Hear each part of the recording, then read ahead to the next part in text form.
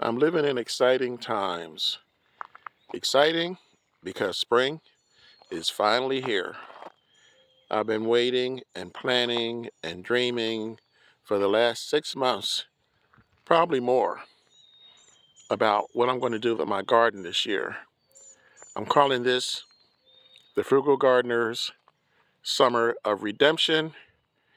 If you're familiar with my channel, you know that last summer I was in transition and my garden didn't work out very well. So I've been very anxious for spring, even though I did do some gardening in the winter. I've been very anxious to get started. I am revamping the garden. There's a lot of additions. There's a lot of things that I'm changing. And I hope that you guys will subscribe and take this journey with me, because I'm planning on growing 3 times the amount of food that I grew in my previous place. Enough to feed at least 3 people, 50% of the time, maybe 4. So if you're familiar with Punxsutawney Phil, he's a groundhog that they claim can predict whether spring's going to be early or not. It's about 300 or so miles in that direction, northwest. And looks like Phil was right this time. He predicted an early spring. So I got out here. I have so much to do, and it's a little overwhelming because I'm doing most of it by myself, but I did have some help. I'll tell you about that in a minute. This year is going to be very different. This year, I have actually decided to go back to the containers. Yes, I know I said I was done with the containers, but because this ground is so bad. I mean, this soil it's clay soil, and I will say this soil is, well, this is a family channel, so I can't use the word that I want to use. So let's say crappy. It's crappy soil. So I am bringing in loads of soil, and I am adding to the soil that I used last year. And I have to get the cheap stuff, but I've been amending it. So I'm going to give you a tour. And like I said, well, anyway, for me, it's exciting. And I hope that you guys will stick with me. These are the onions I planted. Nothing special, but I planted those a couple of weeks. Well, no, what am I saying? I planted those about a month and a half ago. 3 days ago, I planted garlic. These are the garlic bulbs that I'm going to have to water. And in here, I'm waiting because I'm breaking out the tiller. I bought a tiller last year, and, and I tried to use it on this soil, which was a joke. Now that I have actual, real soil, I can use it to till things like this.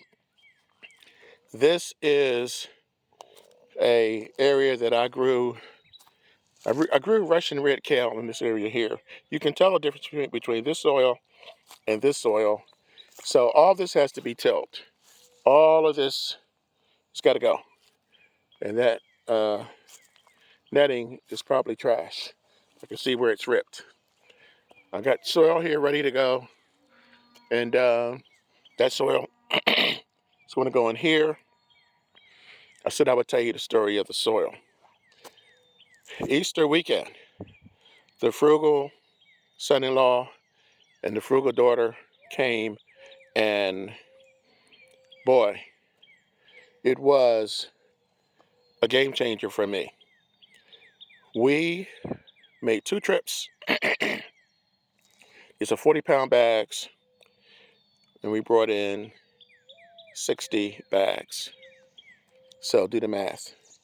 Over 2,000 pounds of soil, which is exactly what I needed. And not only did he bring the soil in for me, he distributed it around the property. So you'll see these bags pretty much everywhere you go. Before I go over here, I'm going to go in here. We're talking about things that are changing or things that are the same. This is my snack garden. This needs work. You can see this fence is pushed in. But the good news, the really good news, I was in here the other day and I'm seeing strawberries. And I'm seeing, what do we have here?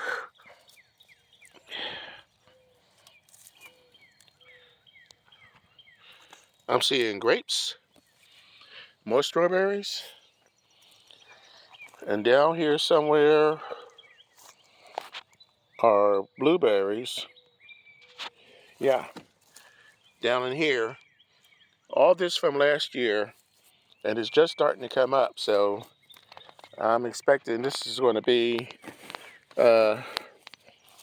producing for me pretty good. Here's some more strawberries, strawberries, strawberries. So yes, it's looking pretty good over in here. I don't have to do a whole lot. I have to clean this out, get the weeds out.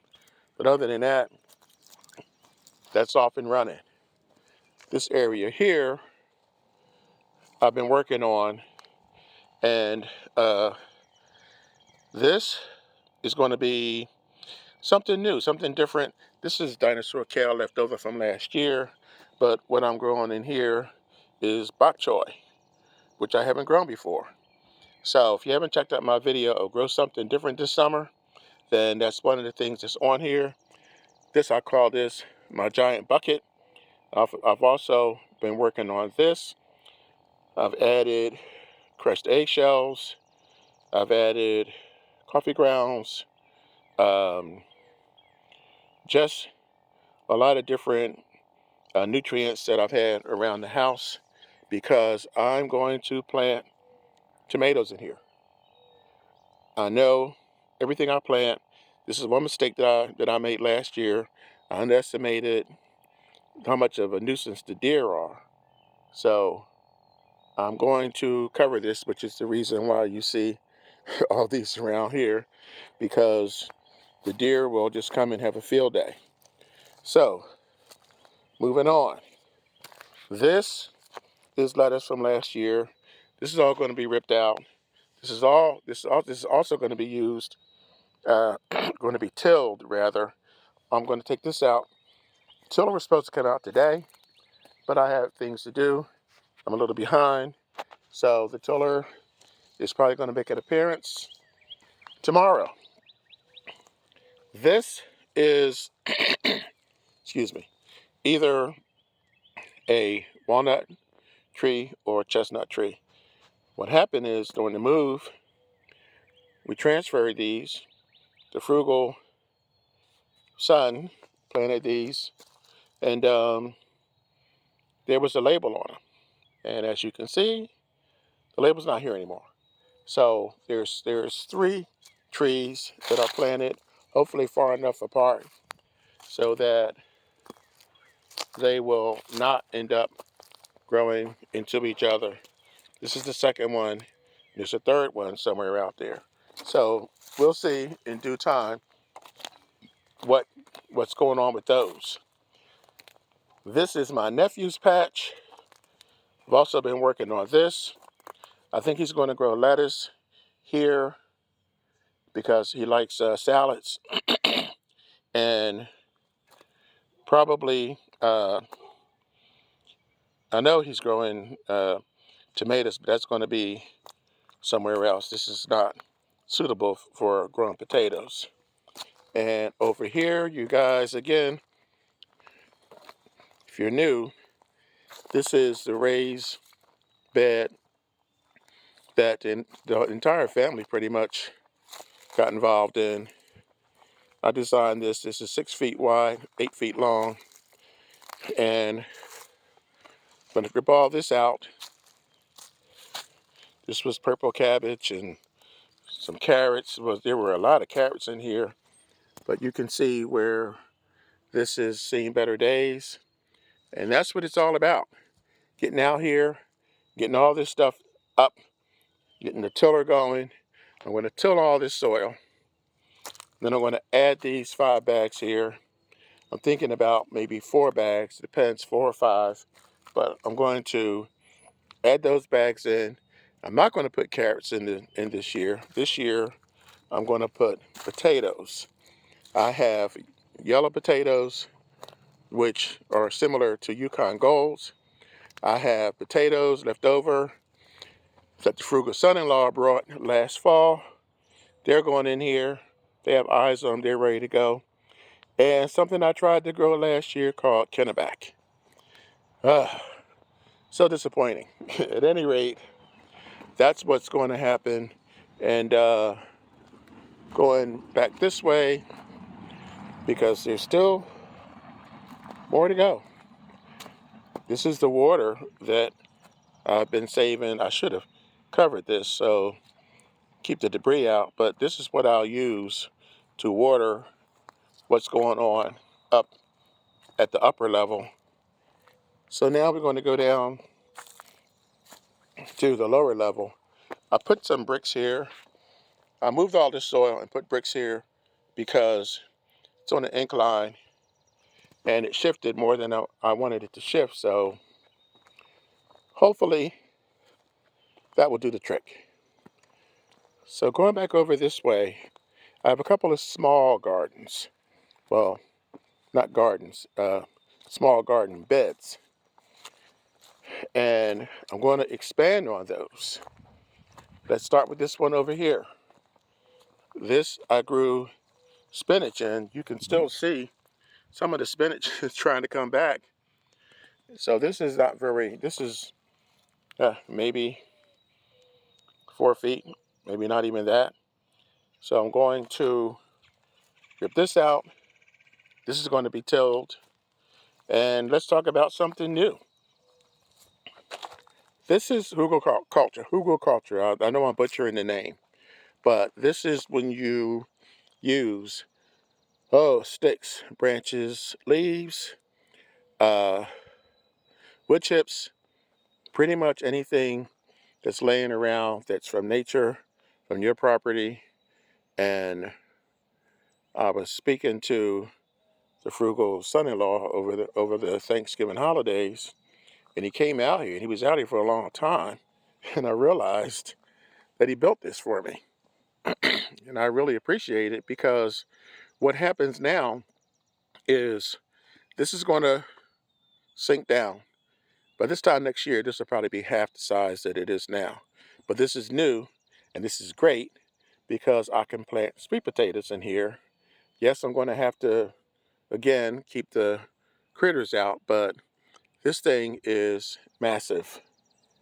And I'm really excited to start to use it, but it's a little bit early. Punxsutawney Phil might be right, but I'm not taking a chance and planting everything this early. So there's certain things that are going to have to wait. Talk about something old. Moving over to this area here. The containers are back. I know. I thought when I got up here that I'd be done with those, but because I am transforming this soil a little at a time, I need to bring these bad boys back. And there is wood ash in most of these, but not all of these.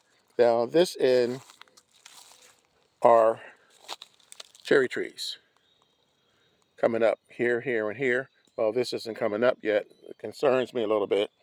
But here, here, all these I've been adding fertilizer to. And if you notice that green post right there, and there's another green post there, those are markers. I threw this wood back here because I'm concerned about this drop off. But with all this weight in these pots, I don't think it's going to be an issue. The markers are there because I'm going to fence this whole area off to keep the deer out. And here's more topsoil that was dropped off, distributed, and I've been adding this. I'll add some more nutrients, and then I'll top these off. And in a couple of weeks, I'm going to plant tomatoes cucumbers. I'm going to plant, in the larger ones, I'm going to plant melons. Sugar babies, which are a type of watermelon. I'm going to plant honeydew, and I'm going to plant cantaloupe. It's not going to be a lot, but in the larger ones, that's what I'm going to plant. In the smaller ones, like I said, it's going to be tomatoes and cucumbers. But that's not all. There is, like I said, this is going to be a huge undertaking. This is going to be a crazy summer. This is my new weather station. So it's a gift from my daughter and my son-in-law. But that's another video. When I give you the tour of the property, we'll go into that. But right now, we're sticking with the planting. So we talked about this little one over here. We talked about this one over here. This all has to be done. But this is the little garden that could. This was the bright spot in my season last summer. I dug this out. It looks looks like crap now, but I got a lot of squash out of this in the late summer and early fall. So I'm going to expand this. I'm going to pull these hoops out, rip all these dead plants out. It's not crabgrass, but it's got to go. And I'm going to use the tiller along here, and I'm going to bring this out a little bit further, and we're going to grow squash in this again. So from that to this. Now, this is something new. I tried to get these color coordinated as close as possible because I have such a problem with the deer. These are all pots of lavender, or they will be. The lavender has been planted, but obviously it hasn't come up yet. So I'm going to take these pots of lavender when they grow, and I'm going to place them around the areas where the deer are most likely to come and try and devour my food. Now, lavender deters deer and several other animals, but it's low maintenance. And you don't have to water it a lot. You don't have to do a whole lot to it, but keep it in the sun. So, moving these around, I'm hoping it's kind of experimental. We'll see what happens. And it smells good. So, these plants should last me somewhere between 5 and 7 years. So, I'm looking forward to that. Getting near the end now. I told you guys it was a lot. This was an epic fail from last year. The frugal sun, you can't even hardly see it now. We used the auger and we made roughly 30 holes. Here's one, here's one. You see them going down here, and you go straight down. And we started to get green beans, and then the rains came.